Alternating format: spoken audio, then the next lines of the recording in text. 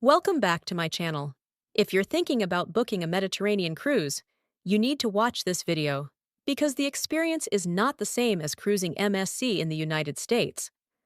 I learned that firsthand when I sailed on a Mediterranean cruise aboard MSC World Europa. From water not being automatically served at dinner, to Americans being such a small minority that MSC literally hosted a party just for us, to onboard credits not meaning what you think they mean, this cruise surprised me in ways I did not expect. So in this video, I'm breaking down everything you need to know before booking an MSC Mediterranean cruise. Americans are the minority. First, you need to know that MSC Mediterranean cruises feel very different from MSC cruises in the United States, and the biggest reason is the passenger mix. When you sail MSC in the Mediterranean, Americans are not the majority. In fact, we're the minority by a lot. When I sailed on MSC World Europa in the Mediterranean, I was invited to a special event just for American passengers. Yes, a party just for Americans. They served us champagne and encouraged us to mingle with one another. During that event, they explained why they do this. On a ship carrying around 5,000 passengers, there were only about 200 Americans on board. We are such a small minority that MSC literally hosted a party just for us. Most of the passengers on MSC Mediterranean cruises are European. You'll hear Italian, French, Spanish, German, and many other languages everywhere you go. English is spoken, but it's not the dominant language the way it is on US-based cruises. Passengers get on and off at every port. One of the biggest differences on Mediterranean cruises is how embarkation and disembarkation work. Unlike cruises from the United States, everyone gets on and off at the same home port, while Mediterranean cruises on MSC allow passengers to board and leave the ship at almost every port. This flexibility exists because the ports are all within the European Union, and it completely changes the flow of the cruise. Instead of thousands of people boarding or disembarking on the same day, there's a steady trickle of passengers coming and going throughout the week. For example, I boarded in Barcelona and also ended my cruise in Barcelona. Embarkation was really easy. There was practically no line at check-in, no crowded terminal, and no stressful waiting. Disembarkation was just as smooth. There wasn't a mad rush of people trying to get off the ship at the same time. You'll notice luggage placed outside cabin doors almost every night because someone is leaving the next morning. You'll also see crew members running muster drills daily for new passengers who just boarded. Water is not automatically served at meals.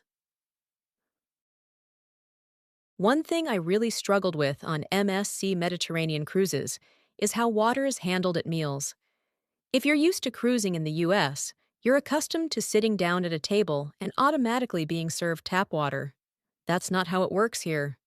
MSC follows European dining culture, where complimentary water is not automatically brought to the table. You have to ask for it, or you have to buy bottled water. Getting complimentary water often takes a long time, and you may need to remind your server multiple times. MSC is aware that Americans expect complimentary water with their meals.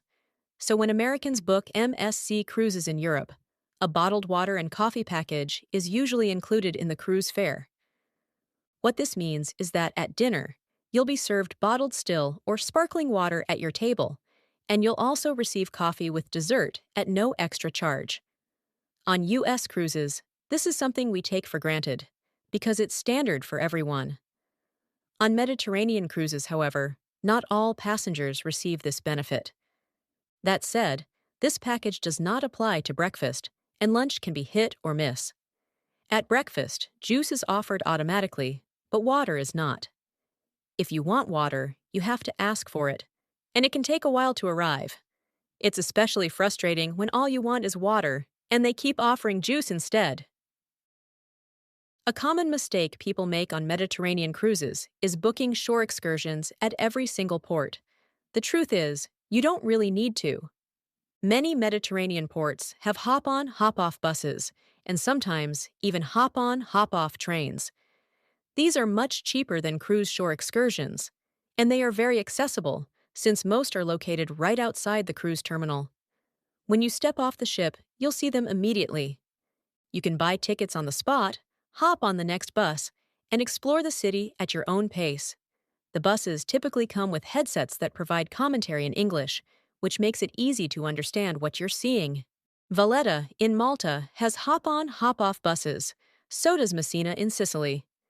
If you want to explore the city of Naples, taking the hop-on, hop-off bus is an easy way to see it. That said, if you want to visit places like Pompeii or the Amalfi Coast, those are far from Naples, and booking a cruise shore excursion is usually the safer choice. You may not want to get off the hop-on, hop-off bus.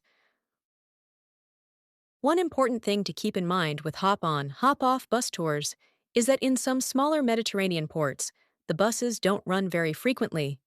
In certain ports, the buses may only come once every hour. That means if you get off the bus, you could be waiting a long time for the next one to pick you up. Because of that, there are times when you may actually want to stay on the bus for the entire loop instead of getting off. If you're not careful with the schedule, you could run out of time and risk missing the ship's all-aboard time. For example, in Naples, I didn't get off the hop-on, hop-off bus at all.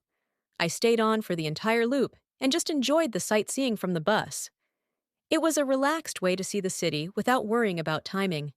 In Messina, we did get off the bus at the shopping area, but later realized the bus didn't run all day and stopped operating in the mid-afternoon.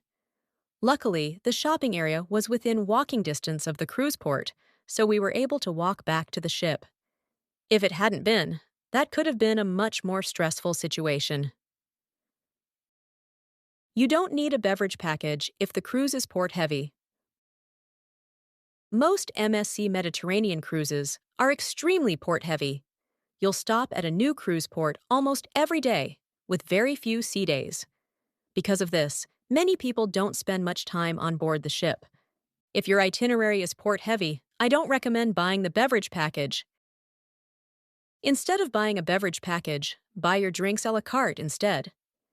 There are wine and beer dispensers throughout the buffet areas. You just tap your cruise card, pour your drink, and it's charged to your account. The prices are reasonable, and it's very convenient. The mozzarella cheese is to die for. One thing you should not miss is the mozzarella cheese at the buffet. The mozzarella on MSC Mediterranean Cruises is on a completely different level compared to MSC US Cruises. The cheese is made fresh on board, and you can really taste the difference. There's usually a dedicated mozzarella section at the buffet. The desserts are amazing. Whether you're eating in the buffet or the main dining room, the desserts are consistently excellent. I don't know if it's because we're in Europe or because MSC hires incredibly talented pastry chefs, but the quality is noticeably higher than what I've experienced on many US cruises. The desserts are not only delicious, but also beautifully presented. Don't skip dessert on these cruises. You'll regret it. Caesar salad and shrimp cocktail is not standard. Don't expect the same American cruise food staples you're used to. Items like Caesar salad, shrimp cocktail, and French onion soup are not offered daily on MSC Mediterranean cruises. On my cruise, these items were only available once, during gala night. And honestly, the Caesar salad was disappointing. It tasted like bland mayonnaise on lettuce. They simply don't know how to make Caesar salad the American way. Juice is not served all day. Another difference that surprises Americans is how juice is handled. On most U.S. cruises, juice is usually available all day at the buffet. But on MSC Mediterranean cruises, juice is only free at breakfast. Once breakfast ends, the juice dispensers are shut down during lunch and dinner. If you want juice later in the day, you'll have to pay for it. You'll get the equivalent of your onboard credits in euros. The onboard credit situation on MSC Mediterranean cruises can be confusing, especially for Americans. So this is something you really want to understand before you get on the ship. When you're sailing in the Mediterranean, the ship operates in euros, not US dollars. That means if you're promised onboard credit in US dollars, the credit will be converted from US dollars to euros. For example, if you're told you're getting $100 in onboard credit, which means you will actually get closer to 85 euros or 90 euros instead. Nothing is missing. It's simply the currency conversion. What makes this confusing is that onboard credits can come from different sources, and each source is handled differently. If your onboard credit comes directly from MSC, like Future Cruise Credit, MSC usually honors the face value of that credit regardless of where you're sailing. That means if it's listed as 100, you'll receive 100 in the ship's currency. On a US sailing, that would be $100. On a Mediterranean sailing, that would be 100 euros. In my case, I had a mix of both. I received 100 in onboard credit from MSC as Future Cruise Credit, which showed up as 100 euros on my account. I also received $75 in onboard credit from my travel agent.